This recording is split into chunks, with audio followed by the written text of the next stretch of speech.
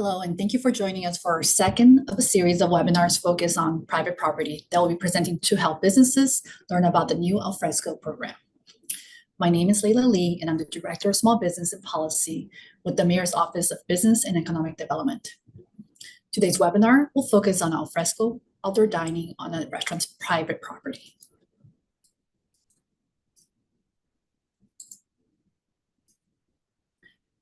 Before we get started, a few notes. This webinar is being provided in Spanish as well.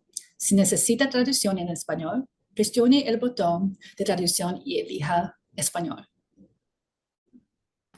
As mentioned, this webinar is focused solely on Fresco on private property. Policies applicable to Fresco on the public right-of-way will not be discussed. However, you can watch past webinars focused on the public right-of-way at buildla.lacity.org/Fresco. The new Fresco application being presented today is required of all businesses that would like to offer Fresco outdoor dining, including for businesses that have a temporary authorization acquired during the COVID-19 local emergency period. Today's webinar will be recorded and posted online at buildla.lacity.org/Fresco, along with all answers to all questions submitted today. If you have any questions, please feel free to add them at any time to the Q&A chat, which can be found on your Zoom menu. Our presenters will answer these questions at the end of this presentation. You will also have the opportunity to raise your hand and ask questions verbally at the end of our presentation, if you prefer.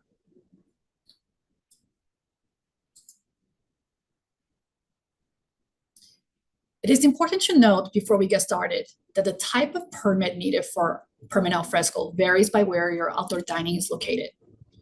So outdoor dining areas located on private property will need a building permit from the Department of Building and Safety, regardless if a structure is proposed or not. The policies were established by the Department of City Planning.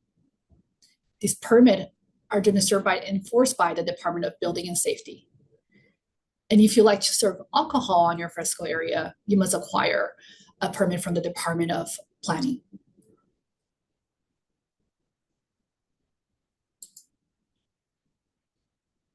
With that, I'd like to go over today's agenda and introduce your presenters. First, we have Tyler Curry from the Department of Planning, who will share the policies for establishing an Fresco area on private property. Next, we'll pass it on to Joel Williams from the Department of Building and Safety, discuss the process for applying for a permit for establishing an Fresco area on the private property, as well as the enforcement procedures for revoking one's permit due to non-compliance. Lastly, we will also be joined by Ronnie Hiron from the Department of City Planning, who'll provide a brief summary of what your business needs to acquire an authorization to serve alcohol in an Fresco area.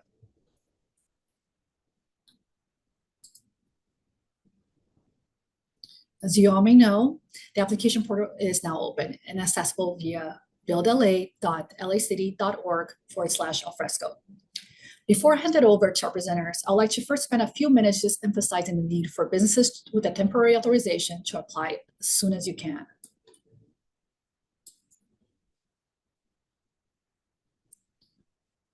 The temporary program will officially end on July 31, 2024. Operating past this date without a permit will make your business susceptible to citations. Also important to note, it will take time for you to create a site plan, make adjustments to your Fresco area, and pass inspections by the city. It is therefore crucial for you to apply early, as the time it will take for plan checks and inspection may impact the business ability to operate once the temporary authorization expires and becomes invalid. Now, I'd like to pass it on to our first presenter, Tyler Curry from the Department of Planning, to discuss Fresco on private property. Tyler?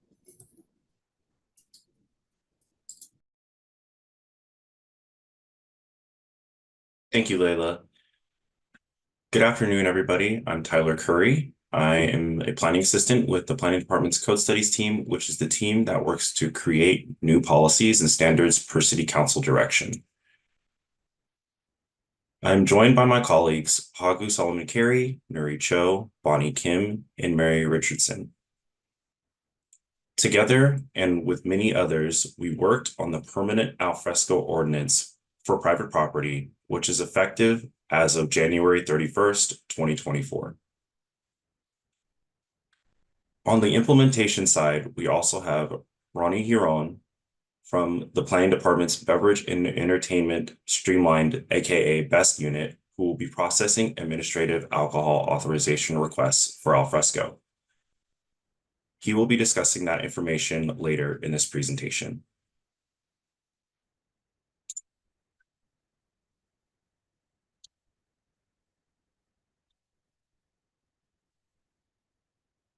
For background, the ordinance was crafted with input from public restaurant operators, city departments, and policymakers.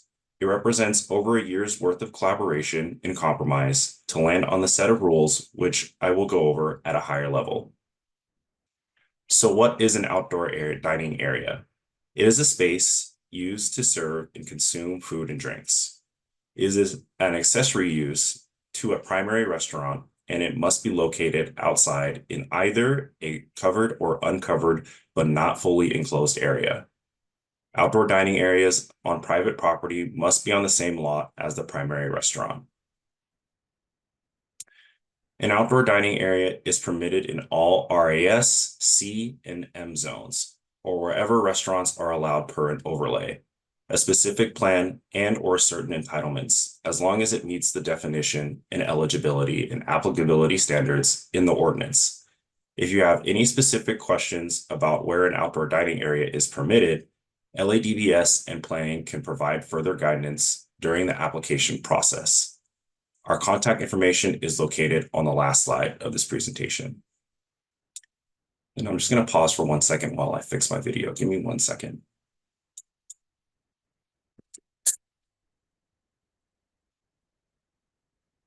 Okay, perfect. Now you guys can see me.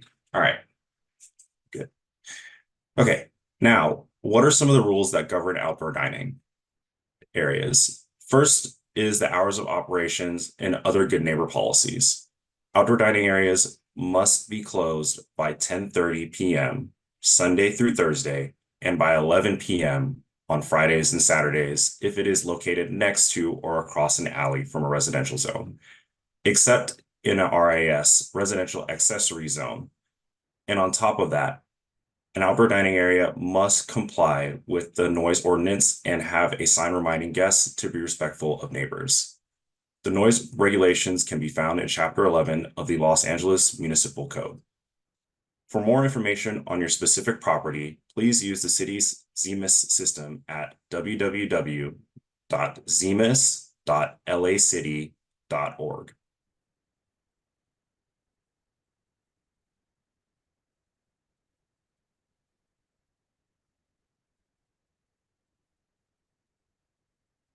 The ordinance also requires outdoor dining areas to be cleaned nightly and sidewalks to be free of debris, litter, and graffiti.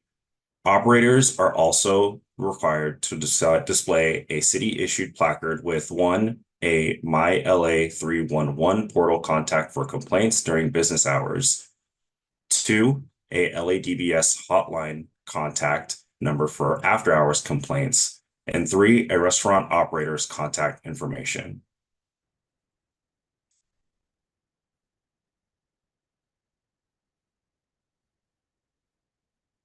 In addition, one of the main concerns we heard from the public is potential impacts an outdoor dining area may have on its neighboring properties. So we included several prohibitions and operational standards in the ordinance to reduce potential impacts from an outdoor dining area to neighboring properties. For instance, the ordinance prohibits background music, speakers, TV monitors, and similar audiovisual devices, as well as live music and entertainment, such as DJs, karaoke, dancing, pool billiard tables, and adult entertainment. If an operator wants to play background music with speakers in their outdoor dining area, then they can apply for a conditional use permit with the planning department, which will have its own public hearing process and a CEQA clearance for environmental impacts, including noise.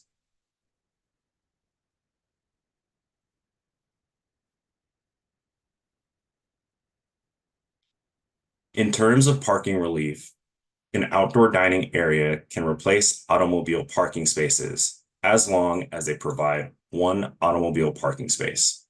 However, an outdoor dining area does not need to provide or maintain any parking spaces if it meets any one of the following three exemptions. One, the primary restaurant contains 3,000 square feet or less of floor area. Or two, the outdoor dining area is 1,000 square feet or less. Or three, the restaurant is not required to provide parking spaces per state or federal law.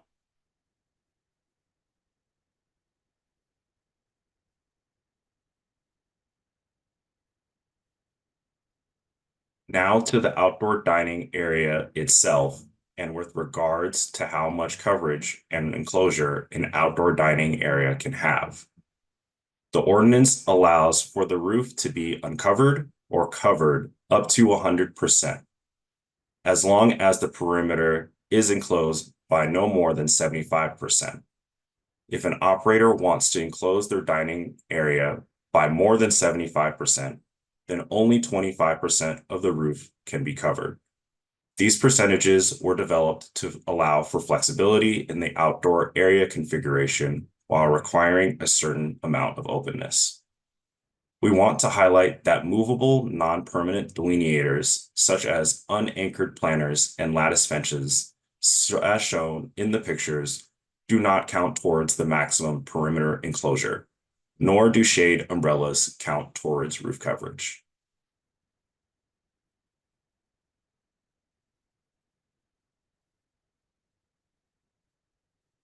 So here are some simplified examples of what an outdoor dining area could look like. These pictures will help you give a visual idea of what coverage and enclosure mean.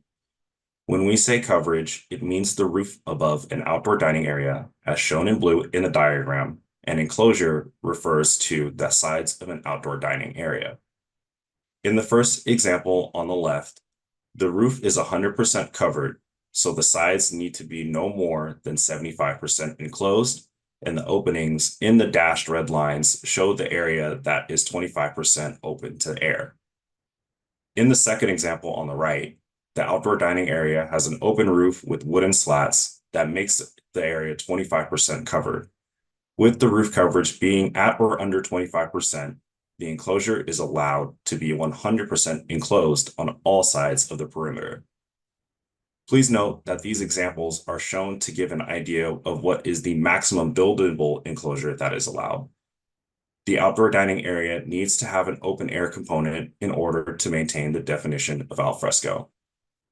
LADBS will verify compliance with the percentage requirements as part of the permit process. We strongly encourage all applicants to submit plans to DBS early so that DBS can provide feedback on any potential necessary alterations to existing outdoor dining areas.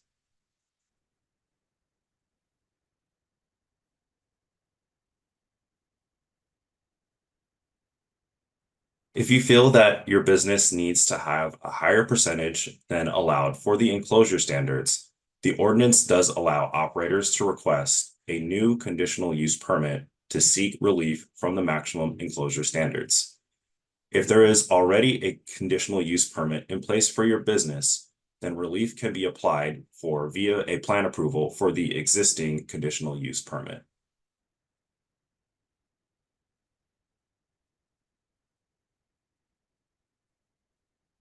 And that concludes the overview of the private property ordinance as it relates to zoning regulations. With that, I will hand it over to Joel Williams from the Department of Building and Safety to go over the application process for private property alfresco. Thank you. Thank you, Tyler. Good afternoon, everyone. I'm Joel Williams with the Los Angeles Department of Building and Safety. With me today is my colleagues Monica Ramirez and Brendan Looney. This is the second webinar for alfresco within private property. The Department of Building and Safety portion of the first webinar contained information on the Department of Building and Safety permitting, inspection, and enforcement processes, along with certain items which are often requested by applicants, such as how to submit plans, the permitting fees, and itemized plan requirements. The previous private property webinar held in March is posted on the Alfresco Build LA website. Both the presentation slides and recording are available for your reference. Today, I will be going through common information which will help applicants maneuver through the permitting process.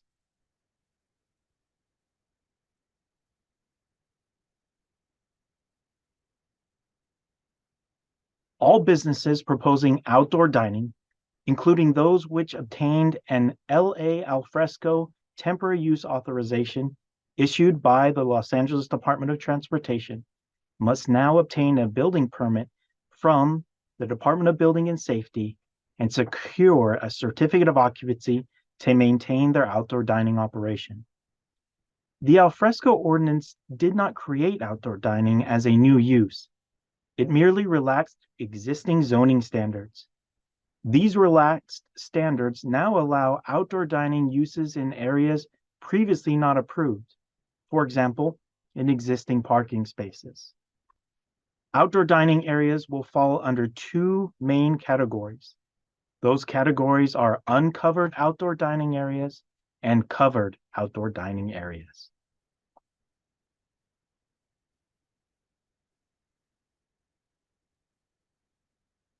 An uncovered outdoor dining area is an area open to the sky or has only minimal shade structures that are portable, temporary, and are not anchored to the building or floor below.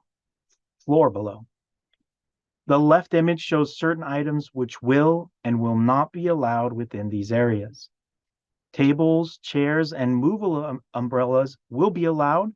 However, temporary tents will not be.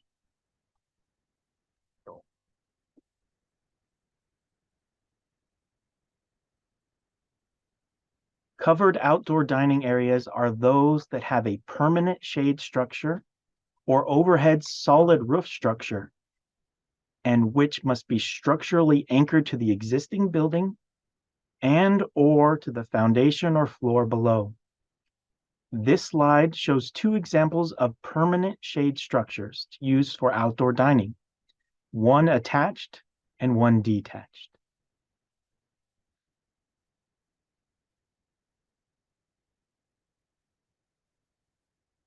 The Alfresco ordinance has an eligibility section. All operating parties must not have a wage claim under LA Municipal Code Section 188. The declaration form shown on the right will be required to be signed and dated in order for the building permit to be issued, and additionally will be part of the permit record.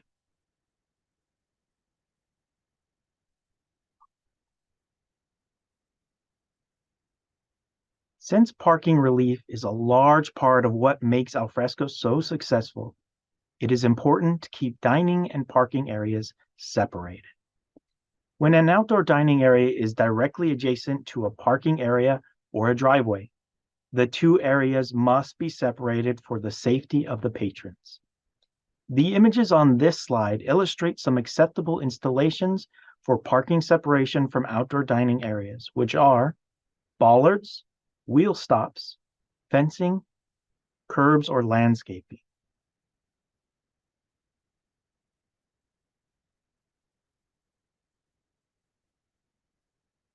There are a large number of temporary alfresco establishments within the city with tents and canopies. Will these be allowed in the permanent program? Since the alfresco ordinance main goal is to create a permanent use, only permanent structures will be allowed within private property when proposed for outdoor dining. Any structure proposed within private property has to comply with the LA Building Code. Tents have a particularly hard time complying with the LA Building Code, Chapter 16, Structural Design. Canopies, which include wind and shade sails, are required to comply with LA Building Code Section 3105 under awnings and canopies.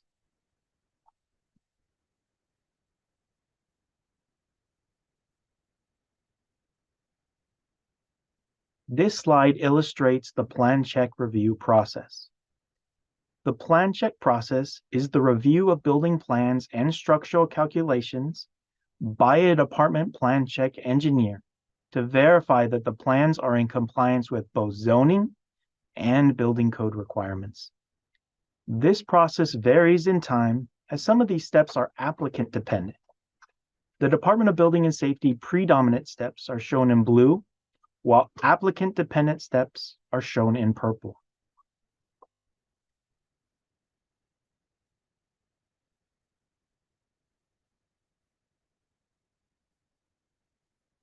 In order for your permit application to be accepted by our screening staff, projects must provide the minimum plan requirements for an outdoor dining area.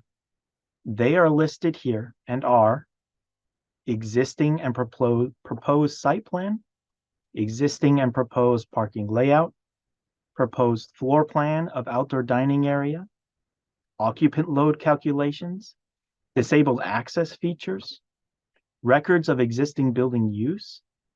In addition to this list, covered outdoor dining areas must also provide elevations, construction details, foundation plans, floor framing plans, roof framing plans, and any supporting details. For more detail on what is required within each item listed, please see our information bulletin, Guidelines for Plan Check and Permit Requirements for an Outdoor Dining Area on Private Property. This QR code will take you directly to this document. Additionally, the previous private property webinar held in March gave details on these items.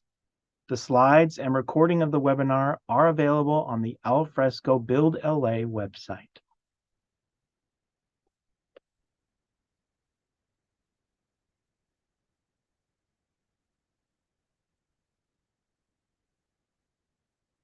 Once plans are submitted by the applicant, the plan will be screened within 2 business days.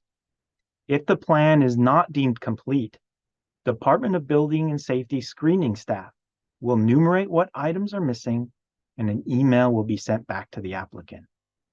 This process will continue until Department of Building and Safety staff has verified the missing items have been provided. Unfortunately, this is the stage in the permitting process in which a large number of applicants are stuck. The main reason for this is because applicants are submitting plans or not submitting plans, or that the plans are not complete. Because of this common problem, we suggest all alfresco applicants hire a licensed architect or engineer.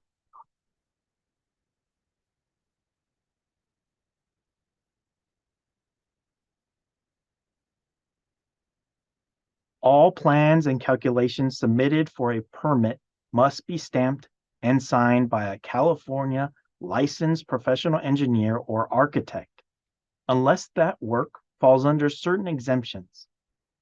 The common exemptions that apply to uncovered outdoor dining are non-structural and non-seismic work like minor alterations, storefronts, fixtures, cabinet work, furniture, appliances or equipment, and the work necessary to provide for the installation of those, provided such alterations do not impact the structure's safety.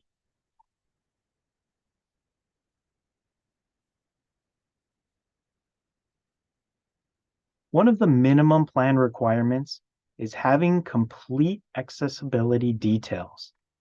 This has been a frequent inquiry on the subject. There are many restaurants which are not fully complying with all accessibility requirements and desire to know if proposing outdoor dining will trigger the entire restaurant to be upgraded. When the proposed outdoor dining scope is under a valuation of $200,000 and $399, the restaurant may file an accessibility upgrades form. The project will be required to allocate 20% of the valuation towards accessibility upgrades. If the project valuation is above $200,399, the entire restaurant must be accessible. When choosing what elements should be upgraded to comply with the accessibility upgrades form, priority should be given to those elements which provide the graded access. The priority of elements are an accessible entrance, an accessible route to the area of alteration, structural repair or addition, at least one accessible restroom for each sex serving the area, accessible telephones if provided, accessible drinking fountains, and, when possible, additional accessible elements such as parking, storage, and alarms.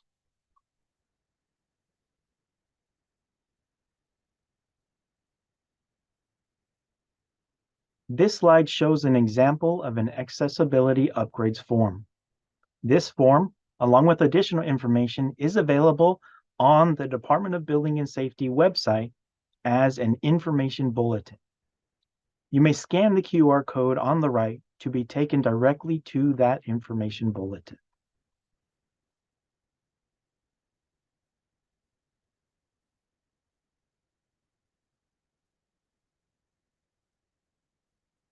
Fresco creates additional dining area accessory to a main restaurant, therefore increasing their occupant load. An increase in occupant load triggers the review of minimum plumbing fixtures a restaurant needs to provide. The fixture calculation is summarized in the table shown. The total dining area is simply divided by 30. The resultant will be the total of plumbing occupant load. The occupant load is then divided by 2 to accommodate each sex. Using that occupant load, you then see how many fixtures are required for each sex. For example, if you have a total occupant load of 110 for the restaurant and the outdoor dining area, 55 will be for men and 55 will be for women. Using 55 as the occupant load, the restaurant will need to provide 2 water closets for men, 3 water closets for women, 1 urinal, 1 lavatory for each, and 1 drinking fountain.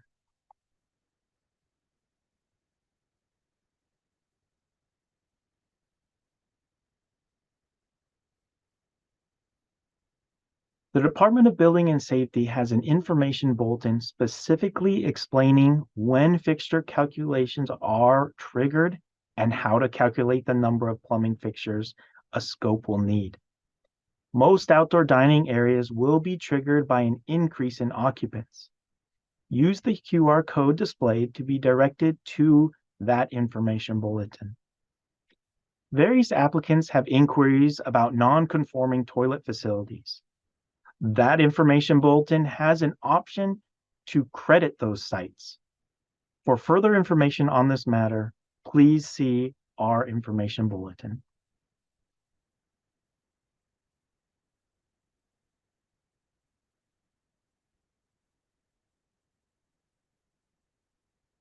A big stage in the permitting process is the correction issued stage. Within this stage, the applicant will receive the marked up plans with all corrections, correction sheets, and a clearance summary worksheet.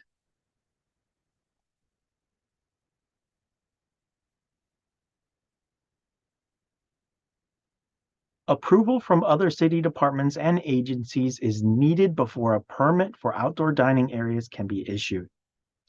After the plan check review, a clearance summary worksheet will be given to the permit applicant listing all the necessary approvals that must be obtained from these agencies, along with their contact information.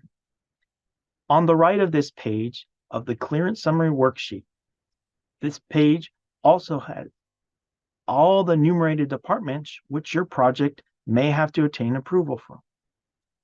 The clearance summary will list the department and specifically what clearance is required.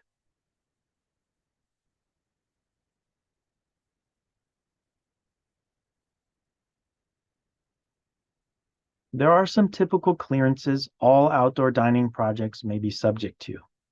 This slide shows which typical clearance, both covered and uncovered dining areas will be subject to, and they are from the Department of Public Works, Bureau of Engineering, sewer clearance for an increase in occupant load or an increase in the number of seating, and then easements when applicable. Bureau of Sanitation, food service establishment, for the new food service establishments or an alteration to an existing food service establishment with a permit valuation of $100,000 or more. Clearance from the Los Angeles County Department of Public Health and the City of Los Angeles Fire Department, fire marshal approval that would be required for restaurants with an occupant load of 100 or greater, and then the Department of City Planning, a ZA, ZI, CPC, APC, coastal, HPOZ, T, Z, and D conditions and entitlements when those are applicable. Additional site-specific clearances may apply.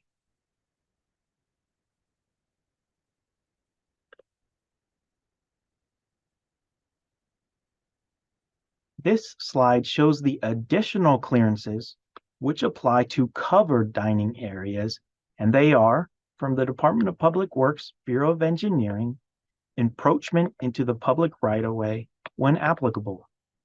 Bureau of Sanitation, the Low Impact Development, otherwise known as LID. City of Los Angeles Fire Department, hydrants and access approval. The Department of Water and Power, construction near or within public utility easements or power lines. The Department of Transportation, driveway approval required for fast food restaurants with drive-through operations. Additional site-specific clearances may apply.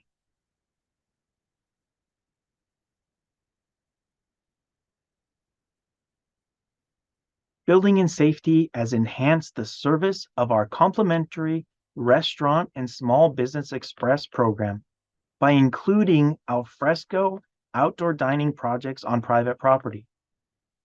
Through this program, you can arrange a pre-permit submittal case management meeting to discuss what will be needed for the submittal and any other guidance with the process. Also, you can obtain assistance with coordinating inspections once the permit is issued, and obtain assistance with any issues related to obtaining the certificate of occupancy. It is important to note that this service is provided free of charge.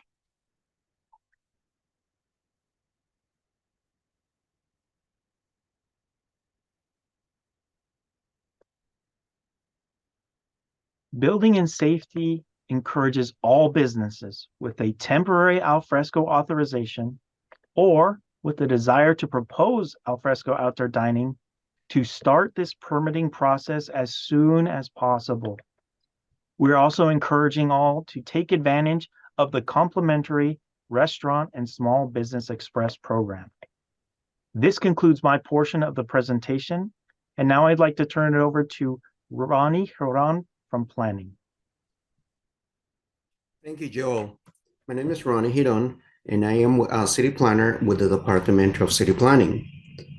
The Department of City Planning Beverage and Entertainment Streamline Unit is pleased to present and to administer the streamlined al fresco alcohol authorization process from start to finish.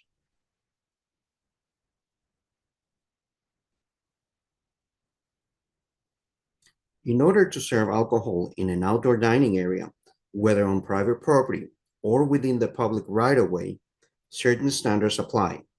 All alcohol must be delivered and served at tables by employees. All patrons must be seated, and only fixed or portable bars not used as a point of sale are permitted. In order to be eligible for al fresco alcohol authorization, a restaurant must have an existing city approval for alcohol service and a valid license from the California Department of Alcoholic Beverage Control. Al fresco alcohol authorizations may be voided upon enforcement actions, citations, fines, or revocations.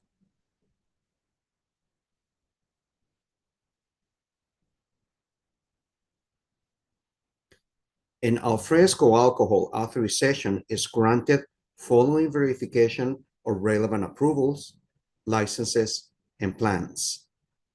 A request for an alfresco alcohol authorization is submitted on the Department of City Planning's online application portal, or OAS.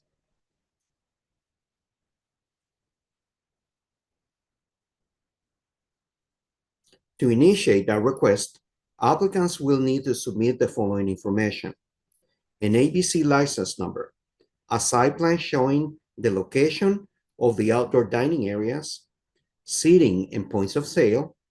In addition, a separate primary alcohol authorization from the city, which may include an approval through a conditional use permit, a restaurant beverage program authorization, or legal nonconforming status for alcohol sales as of March 1st, 1977. Operations with a valid temporary use authorization from the department may be evidence of the authorization to qualify for a fee waiver and deemed to be approved status.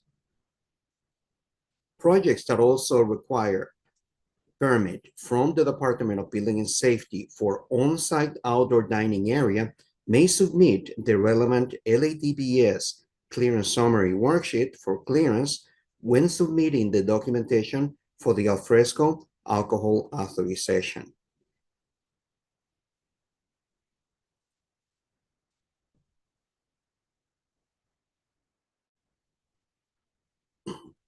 Once the relevant information is submitted, a project description is provided, and all relevant parcels of land on the project site are identified in the online application system. City planning staff will create a case number and issue an invoice for a minor clearance fee for operations that do not have a valid temporary use authorization from the Department of Transportation. The current fee amount is $384 with 99 cents if it applies. This fee is adjusted annually. The deadline to obtain a fee waiver is January 31st, 2025.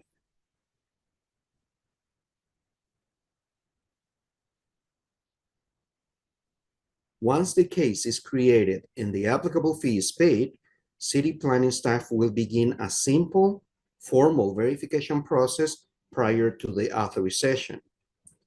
Plans shall identify the locations of outdoor dining areas, seating, and points of sale.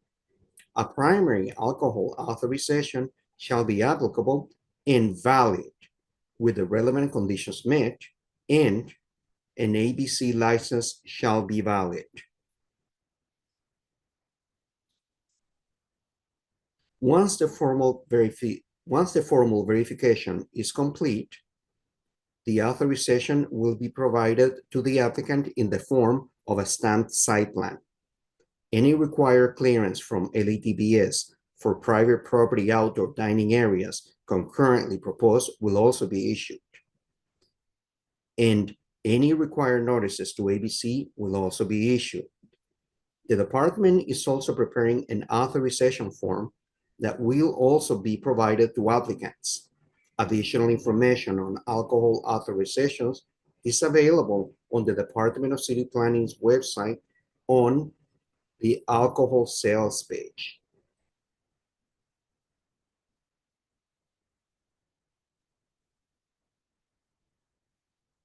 The items commonly missed by applicants when applying for the permanent alfresco alcohol authorization requests are previously approved entitlements such as conditional use permits and restaurant beverage program authorizations and site plans.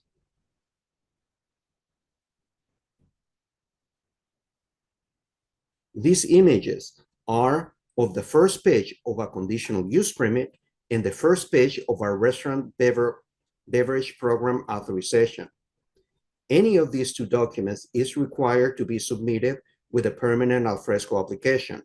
If none of these documents exist, proof that the sale of alcoholic beverages prior to March 1977 will be required.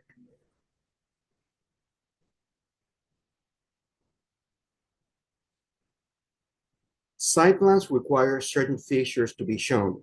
Some of these features are the outline of the entire site, the restaurant address, street names, sidewalks, tenant space number or identification, doors and other points of entry, dimensioned outdoor seating areas with chairs and tables, and the north arrow. Please note, there are other standards which are not shown in this example, which may be required depending on the special site conditions. And with that, I conclude my presentation and turn it over to Leila. Thank you. Thank you, Ronnie. So to further assist all transitioning and new applicants, the following resources are now available. An online alfresco guide can be found at buildla.lacity.org/alfresco. It details requirements, costs, and answers to most frequently asked questions, including those that you've been sharing with us through these webinars to date. This is the site. This site is the city's main hub for all alfresco related information. So I encourage you to visit it. We also encourage everyone to review the ordinance in its entirety to help understand all the regulations that are applicable to alfresco, including some we may not have covered today. We recommend everyone signs up for the information bulletin from the Department of Building and Safety to get access to resources and updates as they become available. DBS has also created a video to help applicants submit an application. The video is also available at the buildla.lacity.org/alfresco website. And we also encourage all businesses to consider signing up for the Restaurant and Small Business Press program that Joe shared today. If you need assistance specific to permit plans and inspection clearances, this is the to go first. And if you need basic help applying online, please contact one of the city's 10 business source centers. Business consultants can provide business assistance at no cost.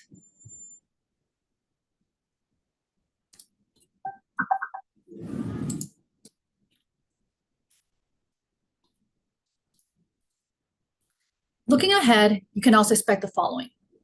If you have a business in the coastal zone, I'd like to invite you to join our next month's webinar on Wednesday, June 5th for an alfresco webinar specifically focused on the coastal zone.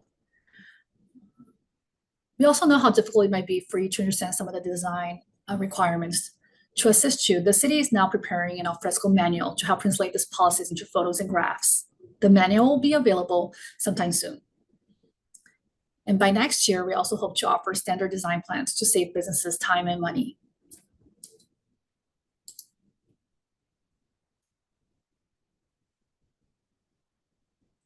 I want to thank all of our speakers that joined us today, especially the participants who joined us for today's webinar. To assist you, we have listed a contact for you to reach out with any questions. With that, I'd like to pass it on to Denise Nieder from our team to moderate a live Q&A. Denise? Thank you, Leila. We see if you've written your question in the Q&A box, please check it may have already been answered. We will be going in order of the Q&A listed and then raised hands. If you have a question and would like to ask it verbally, please raise your hand. We will call on you in order. For now, I'll begin with the first written question. The first question is from Christina Ward. Are there any updates if breweries and bars will be allowed under al fresco?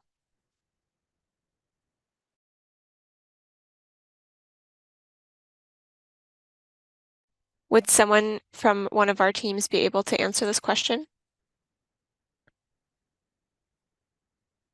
Okay, I think, why don't we skip over that one? If we aren't able to verbally answer your question because the person best suited to answer it wasn't able to join us, we will do our best to answer it and post it to the frequently asked questions page on the Build LA Alfresco website. Okay, the next question is, we have an enclosed but uncovered area, which has always been approved for food service, but not alcohol. we serve alcohol indoors. During the pandemic, ABC gave clearance for us to serve alcohol there with conditions, and to make it easier, we got the al fresco permit first. No physical changes were made to the space. Do we need to complete this process or just work with ABC to ensure we can continue to serve alcohol in the outdoor space? Ronnie, do you have an answer for this attendee regarding their alcohol permit outdoors?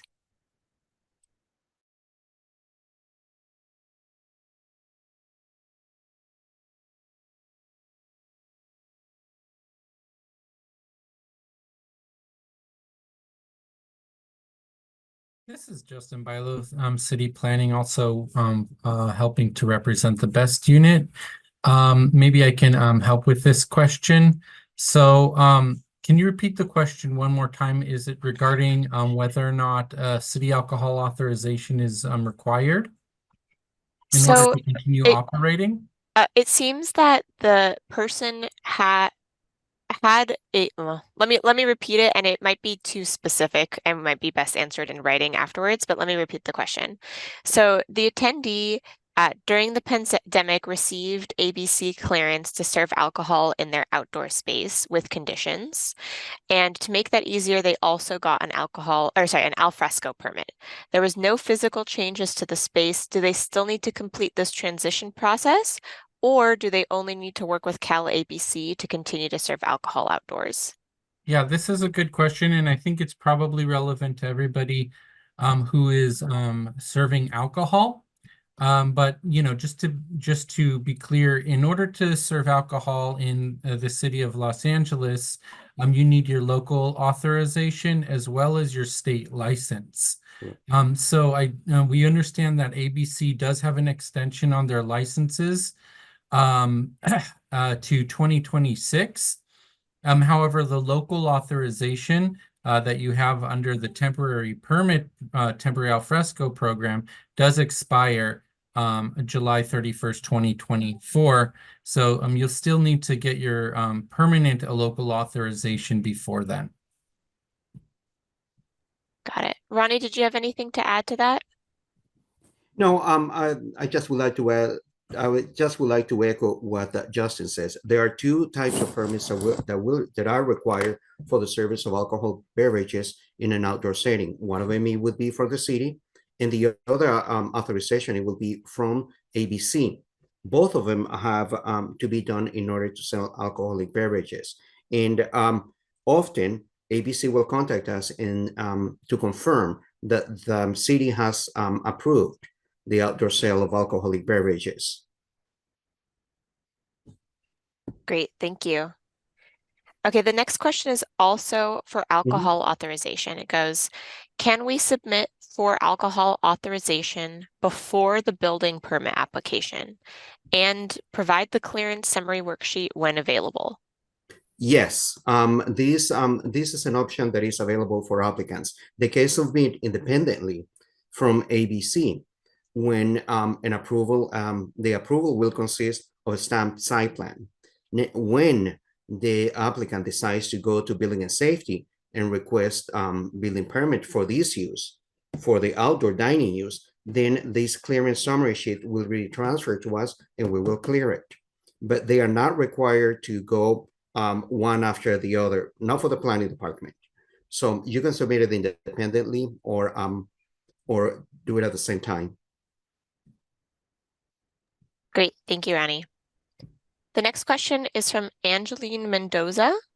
It goes, restaurant operators that have been operating under a legal non-conforming status are now required, as part of the alfresco document submittal, to provide extensive permit records corroborating the sale of alcohol and its use as a restaurant. This has proven to be a hardship for operators due to the inconsistency of records available online and in person at the City of LA and Department of ABC. What tools or resources can restaurant operators exhaust to get the records required by the current state of the alfresco program?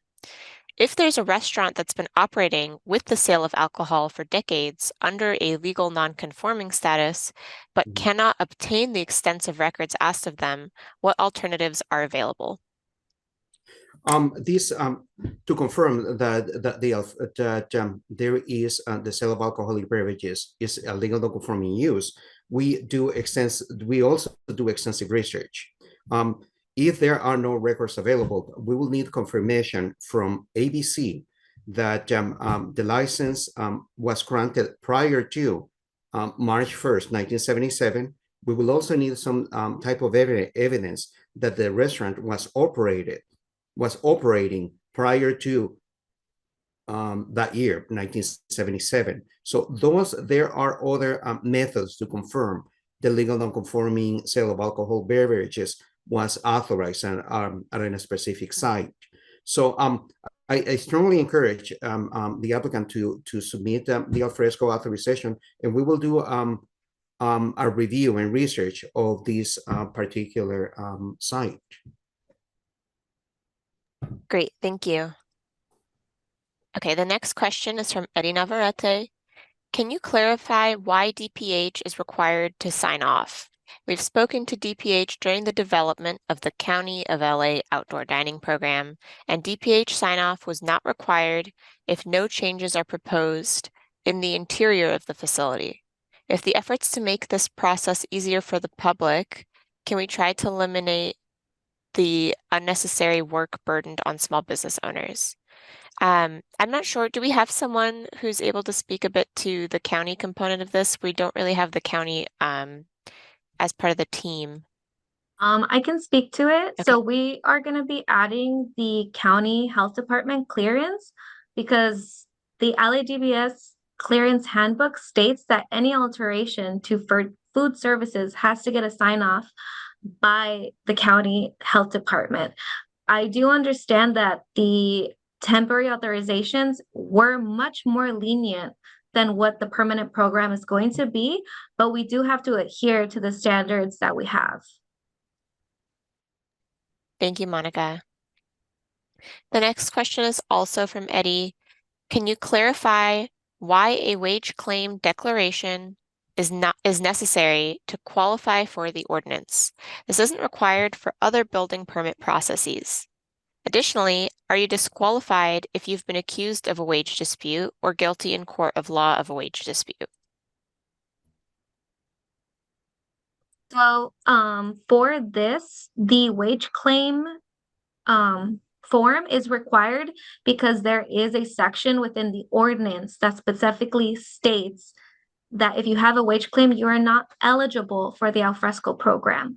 I do believe that the Office of Wage Claims will be working with people that have disputes to give sign off if there is ever one of those instances. But again, the disclaimer or declaration will be required for the permit to be issued. And Eddie, I can add that wage claim requirement came from some of the commissioners, the planning commissioners, when they were reviewing it and listening to public comment. So that's where that came from.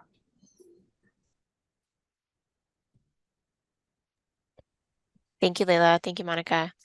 We have a question from an anonymous attendee who asks, if you're trying to help us save time and money, can we submit applications after the city has made it easier for us next year? AKA, why are we being told to do this now when it's difficult and expensive?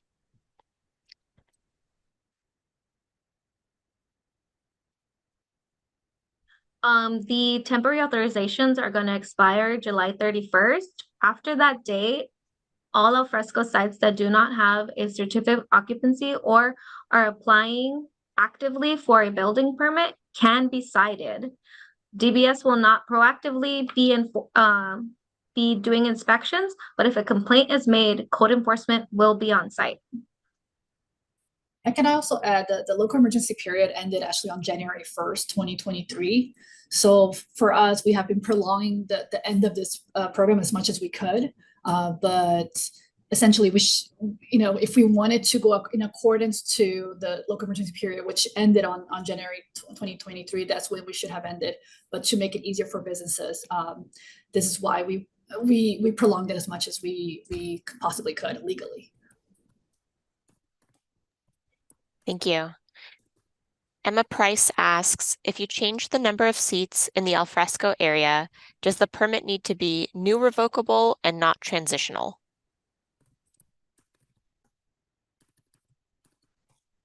For private property, there will be no transitioning from the temporary authorization into the permanent. All applications for private property have to be submitted to the Department of Building and Safety. So that is a new process.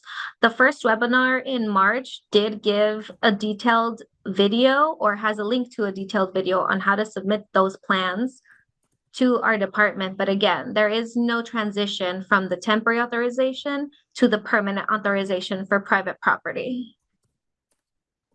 Thank you. We only have 4 minutes left, so I also want to make sure I get to the raised hands. Paulina Lopez Velasquez, can you unmute and ask your question, please? Yes, hi, this is me. Can you hear me, guys? Can you hear me? Yes, go ahead. Oh, okay. So I think, I'm just getting really, really nervous about this timeline. And I know, and I speak for a lot of restaurateurs, like this whole process is putting so much burden on everyone because it is a language that we don't know, we're not familiar with. We're small businesses. So my question is, come July 31st, like if we are already on the process, do we have to be approved by July 31st? I've talked to so many people and they're like, that's very unrealistic. I've talked to engineers, I've talked to, people that do permits. And I just want to know, like, what happens on July 31st? When should we be in the process for us to continue with the alfresco? Because I don't know if we're going to have enough time to do all of these things until then. I can answer that question. As you. Monica reiterated, when code enforcement responds, it will be reactive when a complaint is received after that time frame. But if they do see that you are working towards compliance, they will work with you. They will not be overly harsh in dealing with you. And that's always been the response from the city when it comes to that enforcement. Okay, thank you. And if I may ask another question, I know I was on the webinar last month, and I know that you guys cannot recommend people, but like, is there a site that you guys can point us so we can, get resources of people that know how to do this, that do this all the time? As I said, there's a lot of small businesses. We read all of this language and we're like, we don't even know what this means. So, is there like resources of, engineers or architects or whatever that we can all like get from to go through this process? Paulina, that's a good question. So, as you noted last webinar, we mentioned that the city is not able to recommend private businesses or private people or entities to assist you with this process. However, as we noted in the presentation, there are a number of free city resources to help you. For example, we mentioned the business source centers. That's a physical location where you can go that is free to residents or business owners in the city of Los Angeles. There's multiple locations across the city, and the business representatives there will help you do this application.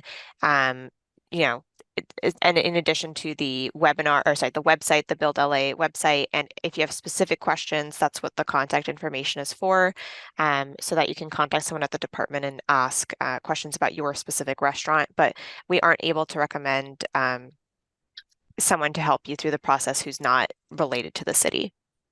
I see. Okay. Well, thank you so much. Today's the first time that I heard that we need to hire like a professional architect. So I was like, oh my God. I'm doing that, but I'm just worried about so many other people.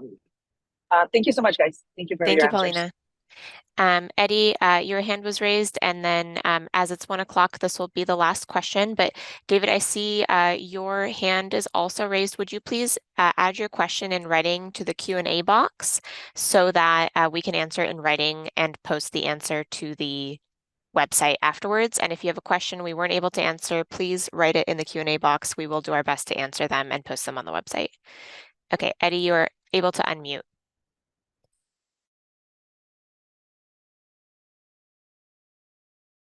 Yes, thank you for taking my call.